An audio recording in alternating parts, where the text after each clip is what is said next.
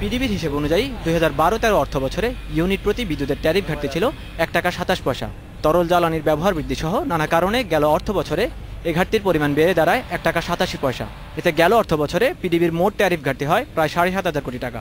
ঘাটতির পরিমাণ কমাতে গেল সপ্তাহে বিইআরসির কাছে বিদ্যুতের পাইকারি মূল্য বাড়ানোর প্রস্তাব পাঠিয়েছে পিডিবি। বিইআরসি জানিয়েছে 1 জানুয়ারি থেকে পাইকারি বিদ্যুতের ইউনিট প্রতি মূল্য 18.12% বাড়ানোর প্রস্তাব দিয়েছে পিডিবি। বিইআরসি বলছে পিডিবির প্রস্তাব অনুযায়ী দাম বাড়ানো হলে ইউনিট প্রতি 84 পয়সা বাড়বে বিদ্যুতের পাইকারি দাম। এই প্রস্তাব পরীক্ষা নিরীক্ষার পর গণশুনানির উদ্যোগ নেবে সংস্থাটি। টেকনিক্যাল টিমের পরামর্শ অনুযায়ী তারা একটা রিপোর্ট উপস্থাপন করবে কমিশনের কাছে। তারপর কমিশন সিদ্ধান্ত নেবে এটা আমলে নেওয়া যায় কিনা।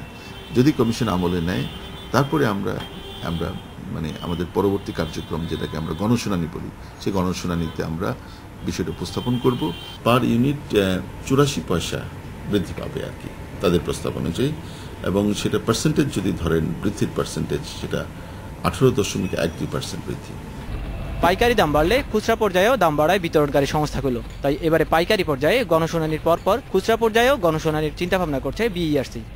বাল্ক ট্যারিফ যেটা আমরা ঘোষণা করব, যেটা আমরা প্রণয়ন করব, সেটার কিন্তু আলটিমেটলি এটা পাস থ্রু হবে অন দি কনজিউমার্স, রিটেল কোম্পানির কাছে যাবে। রিটেল কোম্পানি এটা কনজিউমারদের কাছে পাস থ্রু করবো। সেজন্য আমরা একটা স্ট্যান্ডার্ড ধরে রেখেছি যে আমরা যখন বাল্ক ট্যারিফ অ্যাডজাস্ট করব সাইমালটেনিয়াস রিটেল ট্যারিফও করব। Taimur Chowdhury, independent news, Dhaka.